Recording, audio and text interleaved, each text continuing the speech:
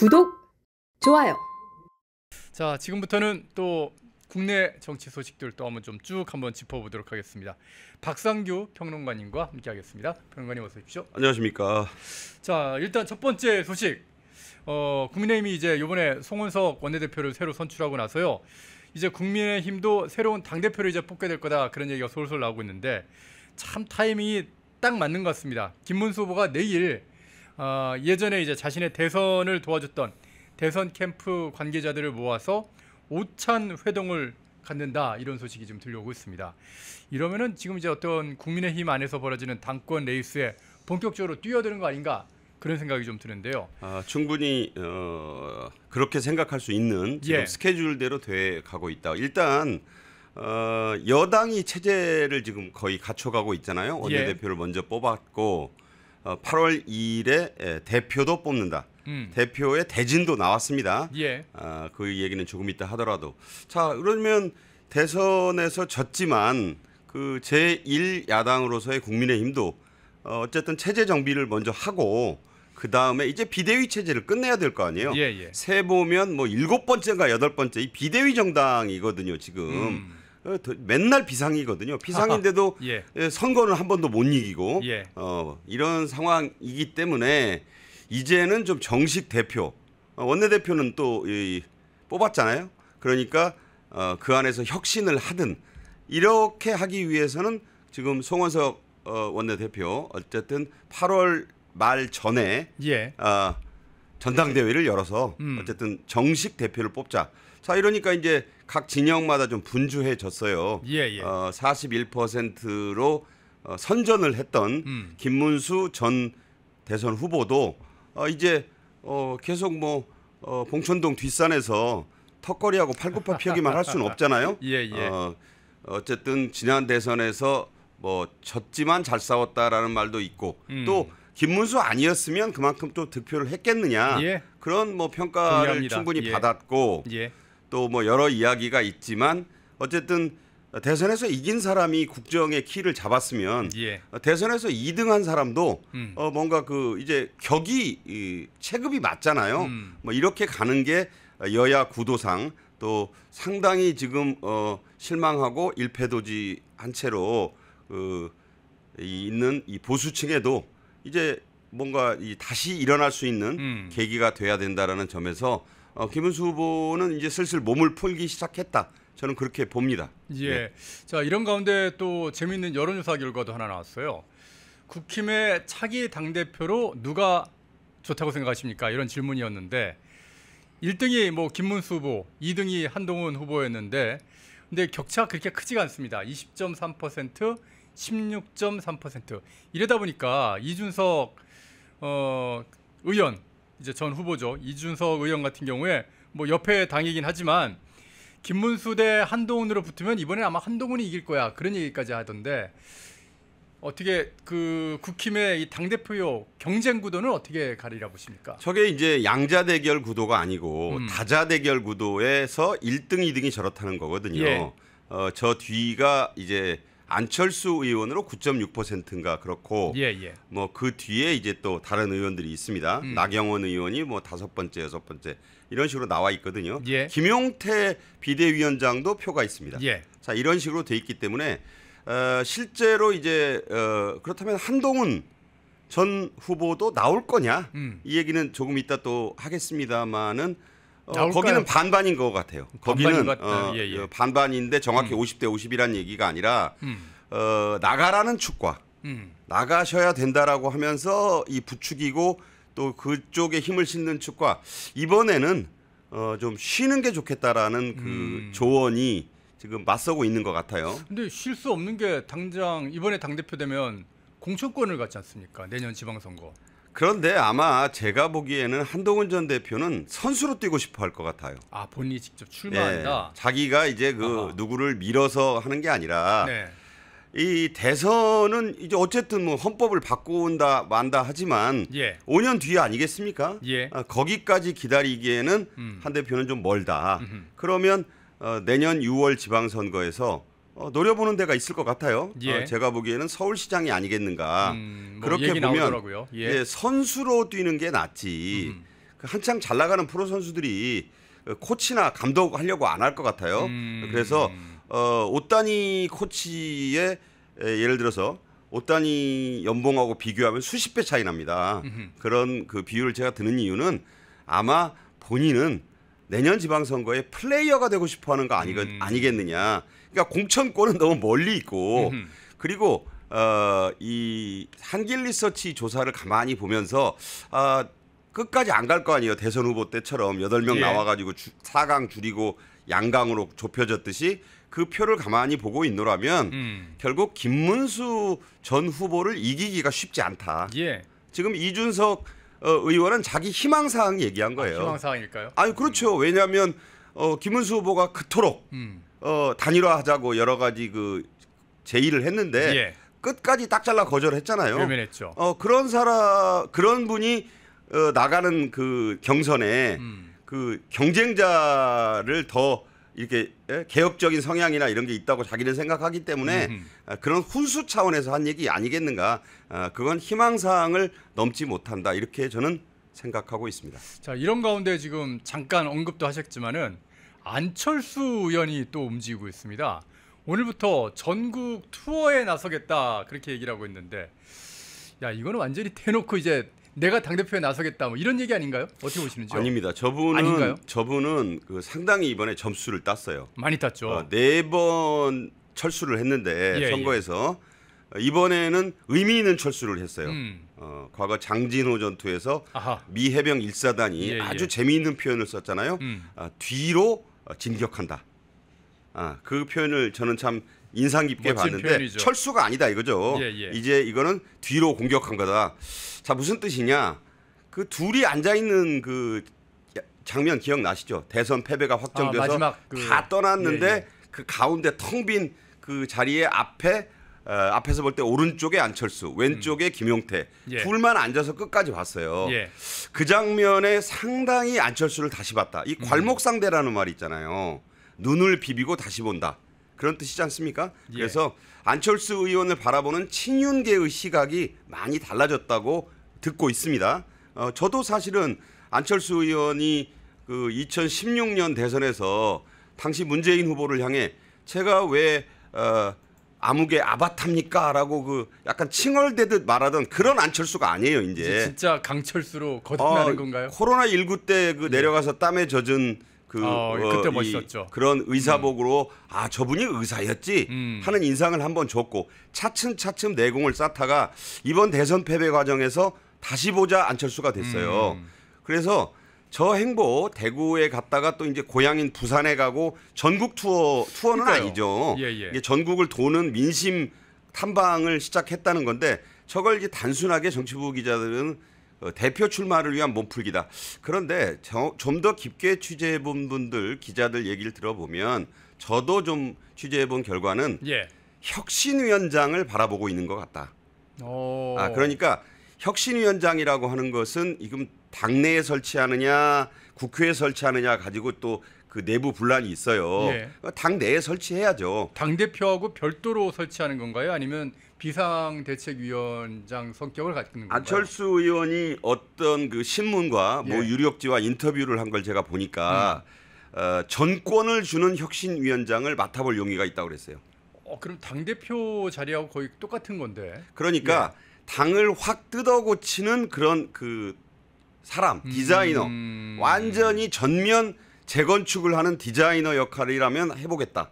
그런데 그것은 당대표가 전권을 줘야 된다. 이런 의미심장한 얘기를 했습니다. 이 얘기는 뭐냐? 아마 김문수 후보를 겨냥하는 것 같아요. 그러면 김문수 후보가 당대표가 만약에 된다면 김문수 후보 혼자서 또 이게 김문수 후보는 그 대선 과정에서도 그랬지만 친윤계와 절연하기가 쉽지 않아요. 그건 우리가 아는 바지만 그런데 지금 영남 자민련 소리를 듣고 있는 현재의 국민의힘을 정말 환골탈태 거의 해체 수준의 개혁을 하지 않으면 내년 지방선거는 물론이고 그 뒤에 있을 총선 나아가 5년 뒤에 대선까지 자칫하다가 불임정당 소리를 듣게 생겼다. 이게 지금 국민의힘의 현실 아니겠습니까?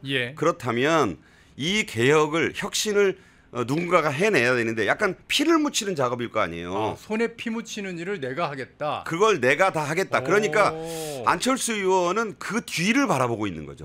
이번 당권이 아니라 네. 좀 더 큰 그림을 보면서 이번에 당을 그 지리멸렬해가지고 아주 중병에 걸려 있는 국민의힘을 한번 완전히 뜯어고치는 혁신위원장을 하겠다는 얘기를 그 인터뷰에서 한 걸 보고 이 안 의원의 생각이 어디에 가 있는구나라는 것을 짐작할 수가 있었습니다. 예. 그래서 본인이 플레이어로 뛰지 않고 이번 그 혹시 있게 될 전당대회 대표 경선에서는 예. 어떤 후보를 밀어줄 것 같아요. 그런데 그게 아마 한동훈 후보는 아닐 것 같아요. 그렇게 보면 지금 그 아까 4%포인트 정도 난다고 한길 리서치 그랬는데 예. 김문수 후보의 20에 안철수 의원의 9%, 나경원 의원의 5.3%까지를 더해서 봐야 김문수 후보의 진정한 판세가 나올 것이다. 35쯤 나오죠. 그렇죠. 35고 관망층이 또 26% 있었거든요. 네. 그러니까 얼추 제가 과반은 보기에는 될 것이다. 김문수 대세론이 만약에 김문수 후보가 나선다면 전 예. 후보가 나선다면 형성될 가능성이 있다. 물론 전제를 하고 말씀드리는 거예요. 가정을 하고 예. 그러니까 뭐 그거 아니면 책임질 거야? 물론 책임은 못 집니다. 예, 예. 정치 평론가로서의 제 전망입니다. 예. 참 이렇게 한 명씩 이제 보수의 이제 주요 인사들이 이제 활동을 시작하라는데 저는 이분 볼 때마다 좀 이제 답답해집니다.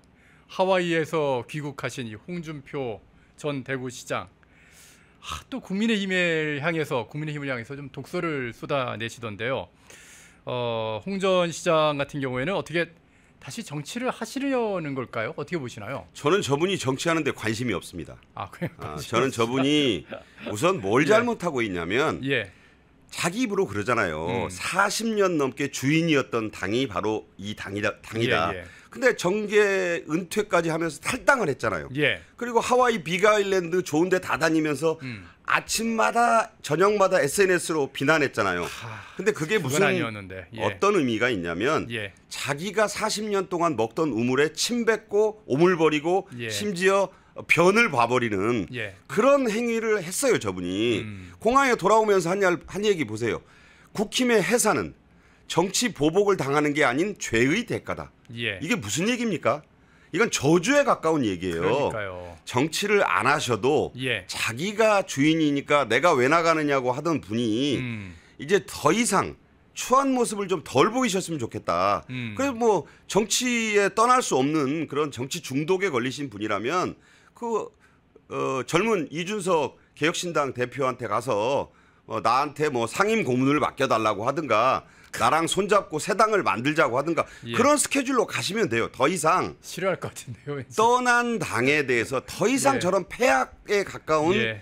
말씀을 하시는 것은 아, 모래시계 검사 그야말로 할 말을 하던 홍카콜라 예. 그 이미지만 많이 까먹었다. 벌써 상당 부분 그 이미지를 까먹었다. 그래서 이런 유행가가 생각이 납니다. 국민의힘은 당신을 잊은 지 오래. 네, 그렇게 봅니다. 예. 자, 국민의힘 얘기는 이 정도쯤 하고요. 민주당 얘기 좀 해보겠습니다. 민주당도 이제 전당대회 준비에 이제 본격적으로 들어갔는데 뭐 박찬대냐 정청래냐 이 빅2의 싸움으로 지금 점쳐지고 있더라고요. 어떻게 보시는지요? 저는 역시 개인적으로 볼 때 박찬대 전 원내대표가 압승하리라 봅니다. 압승인가요? 네, 왜 그러냐? 법사위원장도 굉장히 준비를 많이 했던데. 잘 들여다봐야 돼요, 저 당은. 왜냐하면 이 정청래 의원이 최근에 법사위원장직을 내놓고 예. 당대표 출마를 선언한 뒤에 국립묘지에 갔답니다. 예. 뭐 당대표 나가는 게 그렇게 대단한 일이라고 순국 선열들한테 이제 헌화 묵념하러 갔었나 봐요. 예. 그 자리에 의원들이 좀 따라갔는데 예. 대표적으로 눈에 띈 게 양문석 씨하고 예. 장경태 씨가 따라갔던 모양이에요. 예. 그런데 마침 그때 박찬대 의원도 국립묘지에 갔답니다. 그러니까 뭔가 이제 항상 무슨 중요한 일할 때 정치인들이 꼭 그 국립묘지를 가요. 예. 현충원 가서 참배를 하는데 그때 기자들도 많이 갔는데 예. 기자들이 다 들리게 다 들으라고 하듯이 아니 형님은 왜 거기 따라다녀요? 그랬다는 거예요. 그 형님이 대상이 누구냐면 양문석 의원. 양문석 의원을 향해서 그렇게 말하더랍니다. 그래서 양문석 의원이 얼굴이 벌개졌다는 거예요. 예, 예. 그래서 이제 무슨 소리야 하고 이제 와가지고 이제 좀 그 가까이서 얘기하는데 기자들이 또 귀를 대고 들은 모양이야. 아니 분위기 파악 왜 못해요 형님? 왜 정청래를 따라다녀? 그랬다는 거예요. 아하. 자 이게 무슨 얘기냐? 이미 박찬대 전 원내대표가 조심스러운 행보를 보였거든요. 예, 지금 굉장히 지금 조심하고 있습니다. 자 조심스러운 행보를 보인다는 건 그 존명을 하겠다는 거예요. 무협지에 많이 나오잖아요. 그 존명. 그 존명이 누구? 존이 누구겠습니까? 뭐 이재명 대통령이죠. 그렇겠죠. 뭐. 이미 존명을 받았어요. 그리고 대세가 움직이는 것을 그 좌파 커뮤니티, 개딸들 커뮤니티를 보면 8대 2에서 9대 1 정도라고 해요. 박찬대다. 그리고 정청래는 분위기 파악을 전혀 못하고 있다.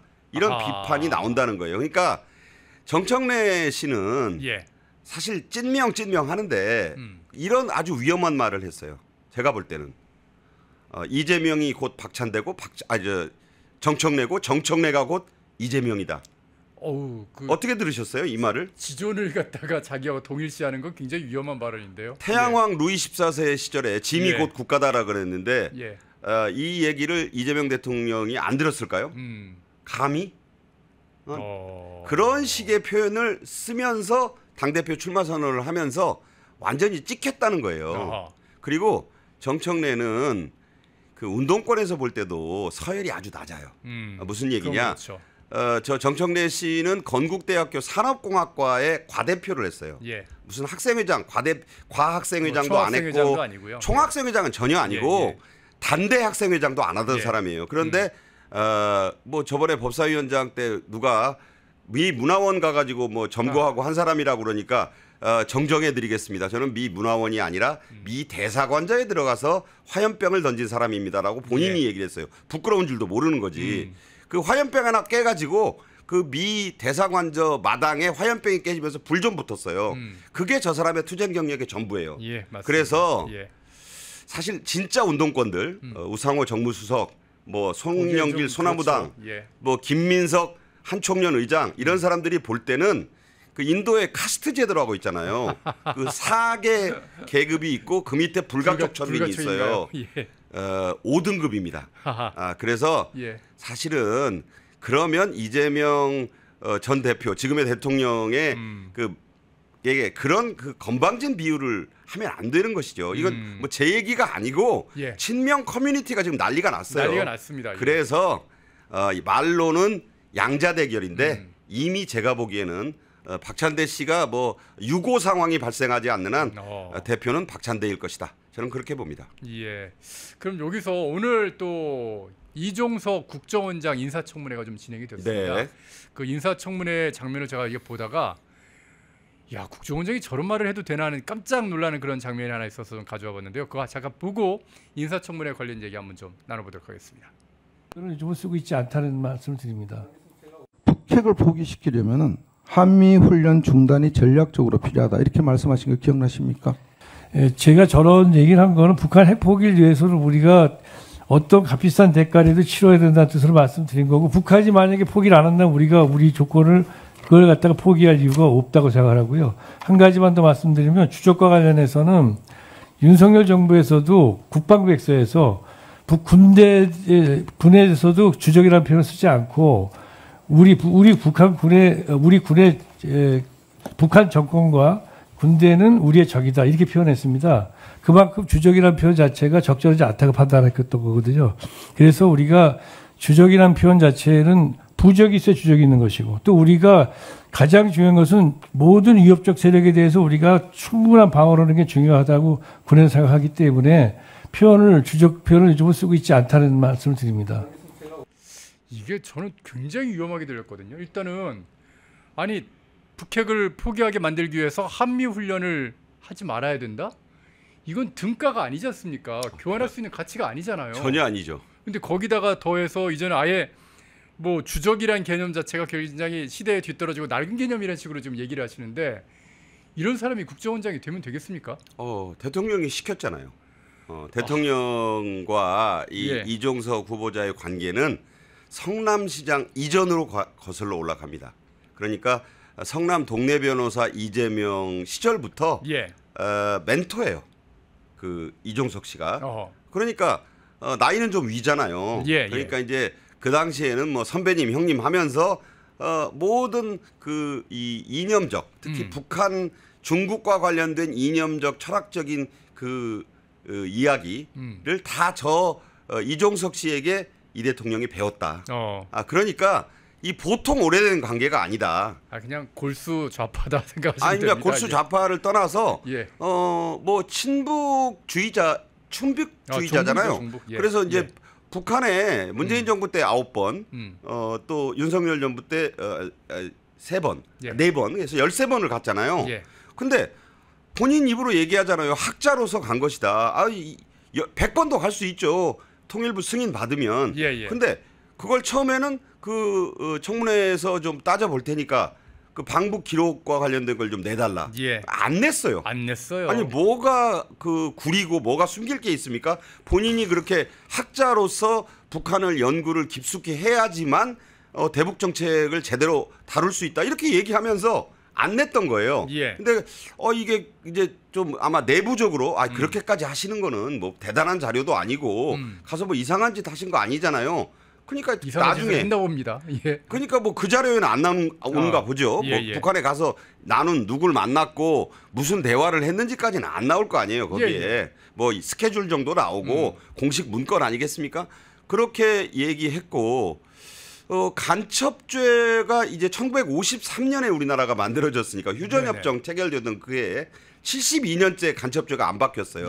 예. 그래서 북한과의 관계만을 규정할 게 아니라 외국까지 예. 확대하자. 이건 그것도 맞는 부분이 있어요. 예. 우리가 이제 그 외국의 기준에 따라가서 그런 또 아주 그 없는 소리만 하는 사람도 아니에요. 그런데 사상적으로 국정원이 어떤 곳입니까? 안기부, 그 이전에 중앙정보부, 영어로 KCIA라고 하잖아요. 예. 그 모체면 에스피오나지, 카운터 에스피오나지, 쉽게 얘기하자면 첩보, 방첩을 하는 곳인데 예. 지금 저 후보자를 국정원장을 시키겠다고 하는 얘기는 북한의 간첩을 안 잡는 데가 이제 국정원이 될 판이에요. 주적이 사라진다니까요. 그래서 이름을 바꾸자고 지금 본인이 대놓고 얘기하거든요. 예. 그 내가 여기 이 자리에서 여러 번 말씀을 드렸습니다만 제 생각에는 아마 대북평화원 정도로 바꾸지 않을까. 이미 이름 바꾼다고 했고. 아니 통일부가 있는데 대북평화원이 뭐가 필요합니까? 그러니까 이건 제가 저 이종석 씨의 사상적인 그걸 비추어 볼 때 예. 국가정보원이라고는 안 하겠다는 거예요. 그러니까 과연 그러면 우리가 그러면 세계에서 가장 위험한 분단국이라는 거는 이제 공지의 사실인데 예. 그런데도 저런 사람을 정보기관의 수장을 시킨다고 하는 것이 대선에 진 죄죠. 대선에 졌으니까 임명권자가 나는 이 사람으로 나는 앞으로 대북 정책을 갈 거야. 예. 지금 뭐 통일부 장관 그 물망에는 여러 사람이 오르는데 노무현 정부 때의 정동영 의원이 지금 가장 유력하다고 하지 않습니까? 예. 그러면 정동영 통일부 장관 그리고 이종석 국정원장이 그려갈 우리나라의 대북 관계는 무엇일까? 뭐 상상하기 싫은 그런 그림입니다. 예. 말씀을 듣다 보니까 제가 갑자기 또 좀 뒷골이 좀 이렇게 띵해지는 그런 느낌을 좀 받았는데, 자 이런 가운데 또 한 명의 이제 인사청문회 대상자가 바로 김민석 의원인데요. 예, 김민석 후보 또 터졌습니다. 저건 뭐 보면 또 보기에 따라서는 약과예요. 아니 매일매일 뭐 의혹이 터지는데요. 그러니까 돈 1억 원 뭐 다른 사람은 대단할 텐데 예. 아니 뭐 재혼한 부인이 빵집 하다가 한 1억 원 말아 먹었는데 출처가 없다는 거 아니에요? 저거 문 닫았어요. 예. 그런데 그 돈을 마련한 데가 묘연한 거예요 지금. 그러니까 쉽게 얘기해서 아니 자기 돈 들이고 집기 사고 뭐 해서 인테리어 하고 그 가게 평수 등등으로 보면 인테리어비도 한 3천만 원 들었을 거라고 하고. 뭐 기본은 그 정도는 들죠. 네, 그런데 예. 빵집 하다 망한 거죠. 망했는지 뭐 본인이 그 문을 닫았는지 지금은 영업을 안 한다고 하는데 한 1억 원 들어갔는데 어디서 이 돈은 염출이 됐느냐 당연히 궁금함을 갖잖아요. 예, 총리 후보자니까 증명해야죠. 근데 본인이 지금 8억 원 넘는 돈도 해명 못 하는데 그래서 전 부인한테는 아들 학비 내준 거 좀 그 해명하기 위해서 국회의원에서 그 전 부인 김자영 씨 좀 보자고 하니까 폐륜이 나왔어요. 예. 아니 그게 왜 폐륜입니까? 그리고 왜 이게 그 전용기가 말한 대로 왜 이게 남입니까? 김민석 씨에게는 법적으로 갈라선 부인일지 몰라도 아니 아들 문제가 있어서 아들의 엄마니까 예. 그래서 돈을 대줬다니까 보자는 거 아니에요. 네네. 그래서 제가 이 자리에서 누누이 말씀드리지만 김자영 씨 어떻게 늙었는지 보고 싶어 하지 않아요 국민이. 그 무슨 얘기냐? 예. 그 사람 조리돌림 할 일도 없고 네.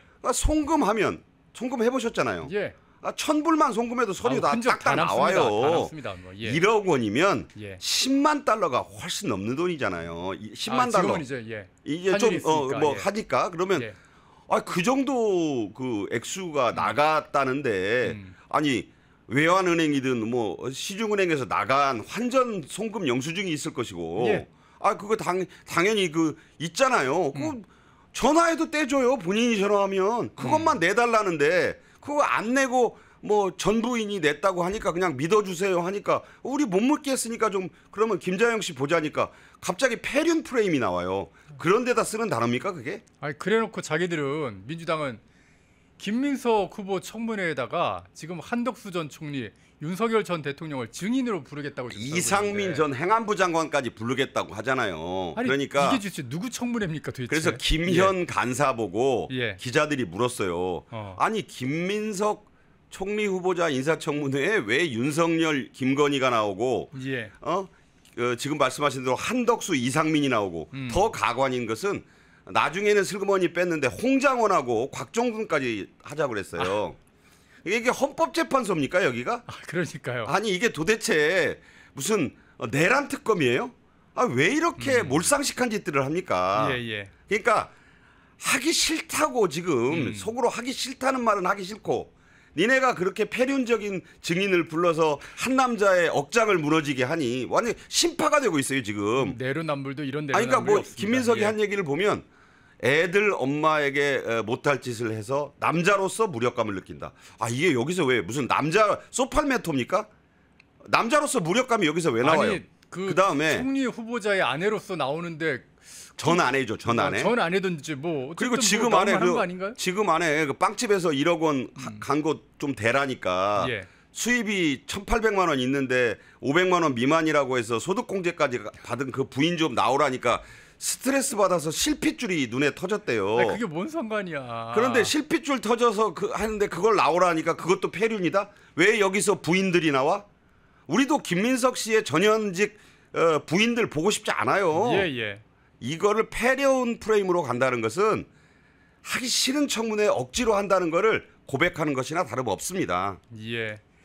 이럴 때는 말입니다. 그 최민희 의원, 그러니까 과방위원장이 했던 것처럼 한 3일 정도쯤 청문회를 해가지고 확실하게 좀 밝혀낼 그럴 필요도 있는데 민주당이 그런 걸 할 리가 없다고 저는 지금 기본적으로 생각을 하고요. 송원석 원내대표 첫 작품이잖아요. 예. 이 정도 의혹 제기가 됐으면 보이콧으로 나가야죠. 보이콧으로요? 그냥 보이콧하는 것보다는 그래도 하는 게 낫지 않을까요? 결기 있게 이럴 때 예를 들어서 3일 청문회를 관철하기 위해서 단식도 좀 하고 뭐 저는 아니 왜 이렇게 못 싸웁니까? 좀 더 싸우자. 웰빙하는 당이라는 소리를 듣는 게 지겹지도 않나요? 이럴 때 신임 원내대표 된 김에 머리띠 좀 두르고 예. 뭐 3일 관철이라든가 4일 관철 내걸고 원내대표 단식 좀 하면 안 돼요? 저는 도대체 지금 이렇게까지 내몰리고 지기가 지겨운 야당이 이제 지는 것도 지겨울 거예요. 예. 그러면 결기도 없고 용기도 없고 뭔가 좀 날도 안 서 있고 얼마나 민주당이 한심하게 보겠습니까? 우리가 야당 때 여당복도 있더니 집권하니까 야당복도 있어요 하면서 낄낄대고 있을 겁니다. 저 갑자기 그런 말씀하시니까 좀 짜증이 확 몰려오는데, 근데 제가 이제 여러 가지 뭐 사이트 들어가 보고 저쪽 그 진영의 커뮤니티 들어가 보면은 김민석 총리 후보자에 대한 여론이 그렇게 나이스하진 않습니다.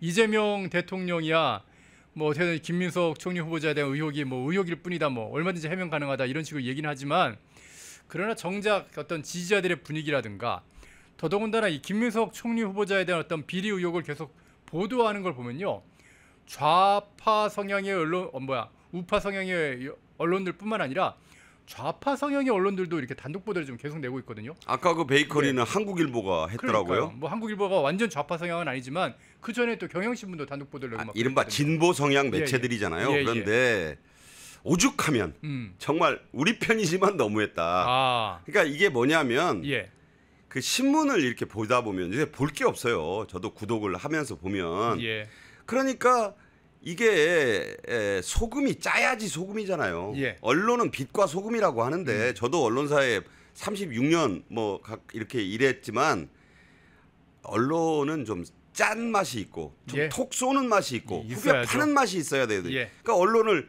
그 영미권에서는 워치독이라 그러잖아요. 예. 감시견. 이건 애완견이에요.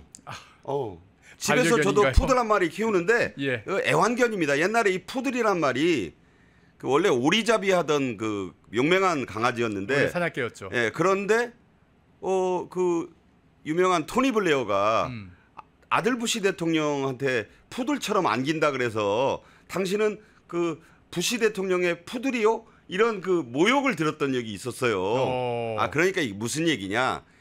지금 언론이요. 예. 제가 보기에 왜 그 구독자가 떨어지고 TV 시청률을 제가 보니까 MBC하고 JTBC 빼놓고는 아주 그냥 절반 3분의 1로 줄었더라고요. 많이 줄었죠. 그러니까 왜 줄었느냐? TV를 봐야 뭐 진실을 모르겠는데 NEWS란 말이 동서남북에서 일어난 모든 일을 그대로 보여주는 게 뉴스인데 예. 그 뉴스의 기능을 안 하고 있고 권력을 비판하지 않고 김민석 저 형편 무인지경인 후보자에 대해서 아무런 메스를 안 대니까 자기들끼리 생각해도 좀 민망한 거예요. 그러니까 야 좀 쓸 건 쓰자. 그래서 나온 게 아내 빵집 1억 원이에요. 제가 볼 때. 그러니까 이런 것들이 나오는데도 지금 어떤 자세냐. 대통령 가이드라인 줬어요. 들어보니까 다 의혹 입디다. 예. 그리고 청문회에서 다 소명이 가능하다던데요. 이 두 마디에 다 담겨 있어요. 존명이 돼버렸어. 예. 그런데 만약 여기서 뭐 낙마로 간다? 이건 도저히 받아들일 수 없는 거죠. 우리가 권력도 다 쥐었지. 국회도 다 장악했지. 스스로 물러나? 물러나는 게 맞죠. 이게 보통 이 정상 정도면 국가라면. 예전에 다 물러났습니다. 진짜. 그런데 그렇게 하면 그 시쳇말로 가오도 죽고 그 국정 동력이 확 상실되니까 예. 야 그냥 덮고 가요. 김웅수 탤런트가 소환됩니다. 묻고 따블로 가요. 지금 간단히 얘기하면 예. 참 그런 상황에 와 있기 때문에 국힘도 그런 눈치를 채고 아유 이 더운 날 머리띠 두르고 밥 굶으면 뭐해. 그냥 한 이틀 때워주고 맙시다. 제가 좀 비아냥대는 게 아니에요. 예. 나는 그 송원석 씨가 원내대표가 첫 작품으로 만난 이 이준석 김민석 후보자 청문회 이틀 예. 일정에 그대로 합의해 준 걸 보고 전제 조건 하나 달았더라고요. 자료를 성실히 내준다는 전제 조건을. 아니 믿을 게 따로 있죠. 자료를 성실하게 낸다는 사람들이 97건 내달라는데 사실상 2건 내고 맙니까? 예. 안 낸 거예요. 지금 안 자료를 낸 거죠. 하나도. 예. 청문회 준비단의 김민석 측 관계자들도 모른대요. 아니 근데 당연한 게 8억을 소명할 법적 증빙 서류가 없어요. 만들어줄 수도 없고. 그 칭화대 석사학위 같은 경우에는 아니 출국 증명서 그거 뭐가 어렵습니까? 그냥 갔다 온 거 비행기표만 보여줘도 끝나요. 아니 그러니까 예.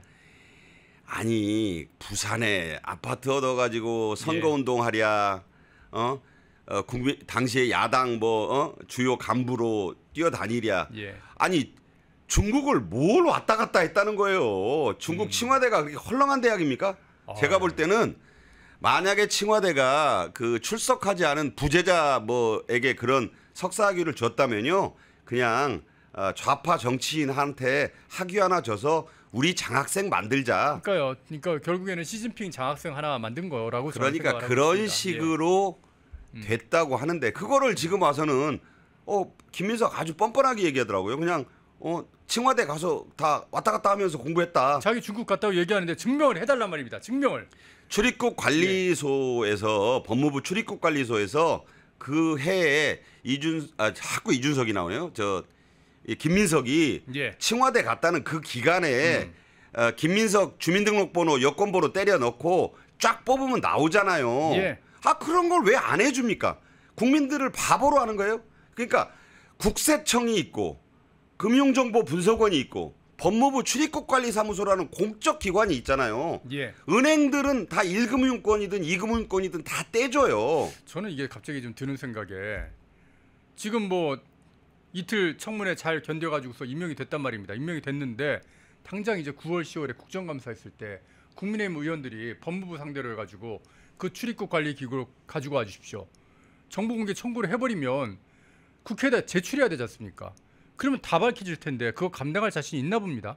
그건 어떻게 생각하시나요? 지금은 우선 이 물러설 수 없다는 그런 오기가 더 발동하는 거예요. 아니 그거 들키면은 그게 더 문제되는 거예요. 이재명 대통령한테 더 누를 끼치는 걸 텐데 그거 어떻게 감당하려고 그러는지 모르겠어요. 그러니까 지난 정부 때 얼마나 검사들 갖다가 쓰고 측근들만 쓴다고 욕을 했냐고요. 예. 그래서 집권을 했으면 그 첫 번째 사실 이종석은 뭐 그러려니 하는 사람이잖아요. 워낙에가 친북 추친 중위 인사니까. 그런데 김민석은 그래도 명색이 서울대 총학생회장 출신으로 한때 총망을 좀 받았던 정치인이고 18년간 낭인 생활, 뭐 이게 무슨 낭인이라고 하니까 무슨 사무라이도 아닌데 하여튼 낭인 생활하다 뭐 돌아와가지고 그러니까 국회 경력도 웃기잖아요. 15, 16대 의원 뚝 떼서 20, 21대 의원. 그러니까 사수하고 그 사수 동안에 남의 돈을 빌려서 정치를 하고 먹고 살고 유학 보내고 그랬는데 지금 와서 그게 불법 정치 자금이라고 하면 정치 앞길 막힐 것 같으니까 전부 차용한 정당한 돈이라고 하고 있는데 차용이 말이 안 되잖아요. 왜 공증을 못하나? 왜 증빙을 못하나? 정말 유행가 가사로 나왔으면 좋겠어요. 왜 증명을 못하니? 민석아. 예. 아유 오늘은 여기까지 좀 해야 될 것 같습니다. 어쨌든 다음 주에 이제 김민석 총리 후보자에 대한 인사청문회도 진행이 되고요. 그리고 다음 주가 참 어떻게 보면 빅 위크가 될 것 같은데 나토 정상회의도 있고 여러 가지로 아주 핵심 이슈들이 많을 것 같은데 그때 또 박성규 평론가 모시고 자세한 말씀 좀 나눠보도록 하겠습니다. 자, 박성규 평론가와 함께 김문수 후보가 기지개 켰다는 소식들, 뭐 국민의힘 그리고 민주당 국내 주요 현안들 한번 살펴봤습니다. 끝으로 저 뒤에 나온 저 브로맨스 사진이 현 전국의 어려움을 그대로 말해주는 것 같습니다. 저 표정이 저게 딱 어울리는 것 같아서 골라봤습니다. 저 브로맨스인데 이제 끝내야죠. 아닌 건 아닌 거죠. 알겠습니다. 나라를 위해서 다시 한번 기대는 해보겠습니다. 민주당도 대한민국의 정당이란 사실을 꼭 좀 기억을 좀 해주셨으면 좋겠습니다. 오늘 말씀 잘 들었습니다. 감사합니다. 펜앤마이크와 광동이 함께 준비한 광동 루테인 밀크시슬 혈행 개선, 노화로 인한 눈 건강, 간 건강. 펜앤마이크 TV 단독 할인 2개월분 한 박스에 3만원, 6개월분 세 박스에 84,000원. 펜앤마이크 구독자 전용 댓글 상단 할인 링크에서 구매 가능합니다. 전화 문의는 1661-6915, 전화 문의는 1661-6915. 펜앤마이크와 광동이 함께 준비한 광동 면역보감 데일리 스틱 2024년 건강기능식품 대상 높은 흡수율, 휴대와 섭취가 간편한 스틱형 펜앤마이크 TV 단독 할인 1개월분 한 박스에 33,000원, 3개월분 세 박스에 9만원. 펜앤마이크 구독자 전용 댓글 상단 할인 링크에서 구매 가능합니다. 전화 문의는 2661-6915, 전화 문의는 2661-6915. 펜앤마이크와 광동이 함께 준비한 광동 혈당혈압 콜레스테롤 케어 솔루션 식후 혈당 상승 억제, 체지방 감소, 혈중 콜레스테롤 개선, 높은 혈압 감소. 펜앤마이크 TV 단독 할인 1개월분 한 박스에 25,000원, 3개월분 세 박스에 66,000원. 펜앤마이크 구독자 전용 댓글 상단 할인 링크에서 구매 가능합니다. 전화 문의는 1661-6915, 전화 문의는 1661-6915. 펜앤마이크에서 추천하는 영상도 보고 가세요. 다른 영상도 즐기시려면 구독 버튼을 꼭 눌러주세요.